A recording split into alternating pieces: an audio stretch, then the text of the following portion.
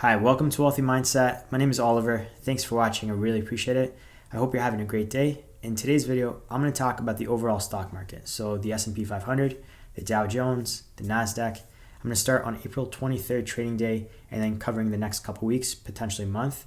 This video is going to be actually pretty good in terms, I think it's going to be helpful. So hopefully you like it.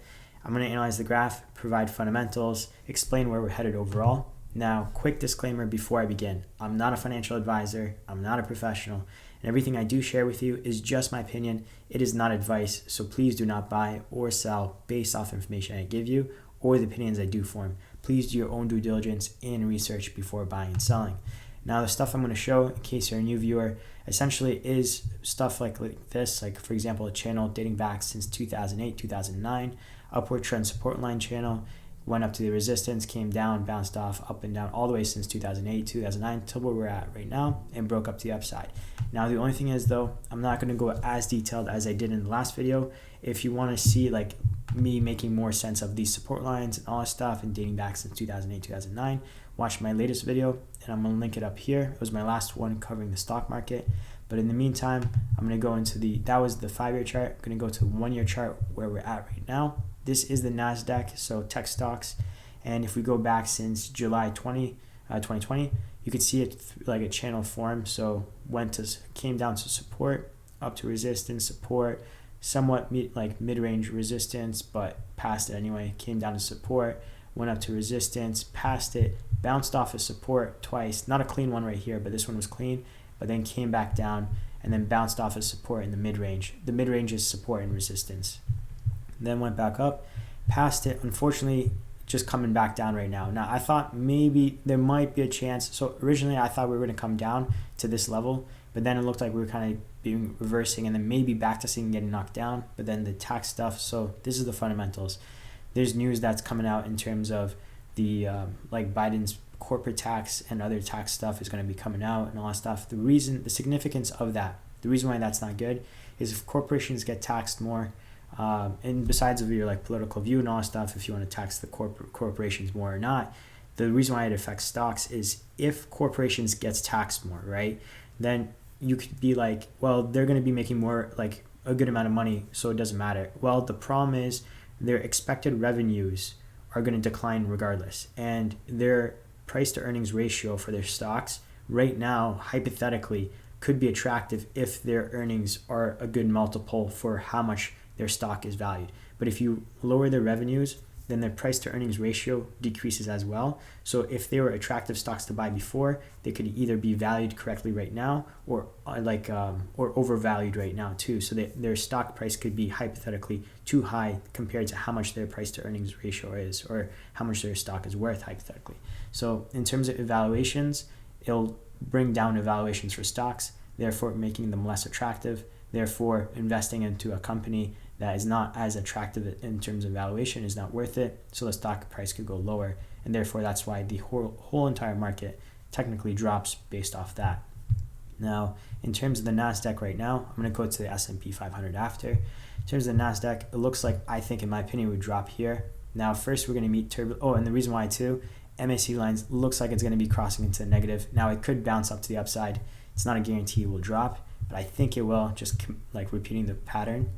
And if it does drop, so MACD line, if it's dropping to the negative, right now it's in the positive, so it's still bullish, hypothetically, but it's curving to the negative. So it's going to be bearish movement for the stock.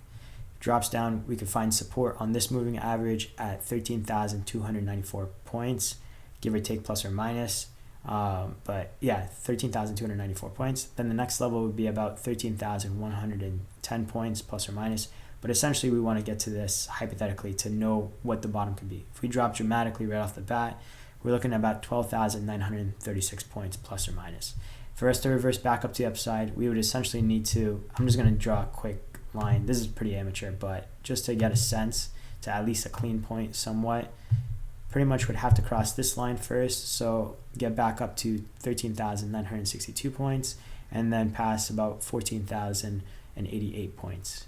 Again, the getting back up to the upside is just amateur because I'm anticipating more that we're going to drop to the bottom. So we'll see. Hopefully it bounce back up though. Hopefully that's not the case. I'll cover more if we do go up to the upside in the future video. Now, if we look at the S&P 500, the S&P 500 covers more of the whole entire market in a better sense because it's 500 companies, the 500 best largest companies kind of thing, US. But right here we have a channel forming since 2015 that I showed in the last video as well. But just quickly recap: go up to resistance, get knocked down, back to support. Go up to resistance, get knocked back down to support right here, then bounce off it. Now we're almost in the same play. Now there's something iffy. So technically I was thinking, because we could be, so MACD line was also curving to negative. It did cross over to negative. So it is a bearish, non-optimistic movement. So it's bearish. And I was thinking maybe there's a slight chance we could reverse back up and then to actually bounce. So basically bounce on the downward, upward trend resistance line and then come back down.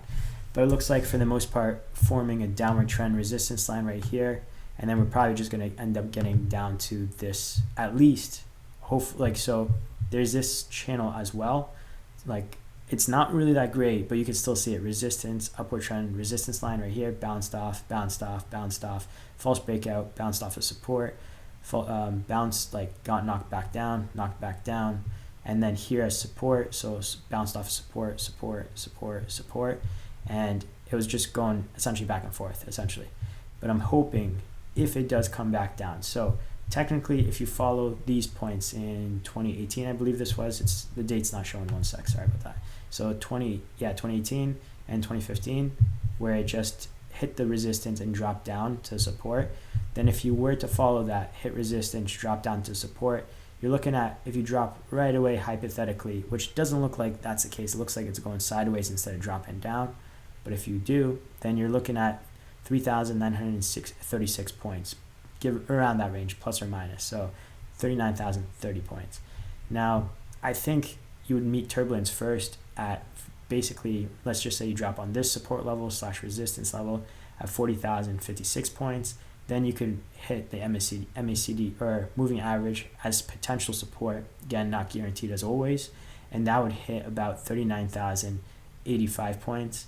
And then you would fall ultimately at the 39,030 points, give or take. Now, you could come back down on this upward trend support level. And if that's the case, again, it depends when you meet them though, because if you meet them later on, then the lows become higher. So you get higher lows. So let's just say if you drop dramatically though, which I think this would be pretty good support, because you would rely on the upward trend support line right here, like right here. And then also the moving average as well. So you could potentially, if it drops down, it does suck, but you potentially have a good bounce to the upside as support level. So we'll see. But to get to this level, if you drop dramatically, you're looking at 3,881. Hopefully I didn't say the numbers wrong like when I was setting here. So 3,930. In case if I said 39,300, just in case. So, but yeah. 3,892 plus or minus a couple dollars or points, and that's it. Now if we go to Dow Jones is 30 most largest companies. I'm going to go to the 3-month chart for this one, and MACD line. So Dow Jones is a little bit different because it encompasses only 30 companies, and the MACD line is the negative, so it's still bearish as well. We have this channel right here, so resistance. We have 2 support levels, and they don't look great, but they still are support levels. So this one first, and then this one mainly right here. And it looks like, for example, we hit resistance in the mid-range part. So resistance touch point. These are not really that great. This one has a slant one. These are like this one's somewhat touch point. That's touch point. Dropped down on support, and then dropped even lower this time. So went up, bounced off support, went up to the upside, and then coming back down. Now, we could bounce off the moving average right here, and if that's the case, we're looking at 33,749 points, give or take, plus or minus a few points. And if we just drop down even lower, we're looking at basically 33,583 points.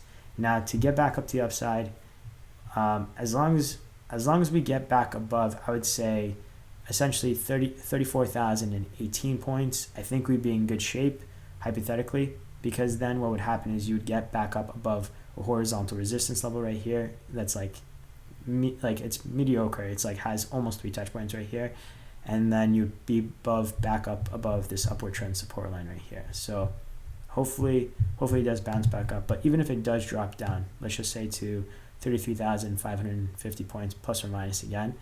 And then the plan is to get back up to the upside. Now it could get knocked down at the 34,000 price point for the most part, and then come back down again and to bounce off the support, or it could just break through to go to the upside and then create all-time highs overall. And if it does, the main, to be honest, most likely, because it's continuing the cycle up, down, yeah, false breakouts, but going back up to resistance, coming back down, support, and then tried to go up but got caught off a channel right here. But most likely either it's going to get knocked down here or knocked down from this upward trend resistance line right here. But I'll keep you posted. We'll see how it goes from moving forward. But overall, I think we're going to be anticipating a little bit more of a drop, again, because of the taxes and all that stuff. That's basically it for the video. Thanks again for watching. I really appreciate it. Hope you liked it. If you did, consider dropping a like. It does help out the channel. Appreciate it. If you have any questions, do not hesitate to ask. I'll try to answer them as soon as possible. And if you do like videos like this or other stock videos or other financial videos that I will be posting, consider subscribing so you get notified the next time I do upload those videos. And that's basically it. Thanks again for watching, and I'll see you in the next video. Peace.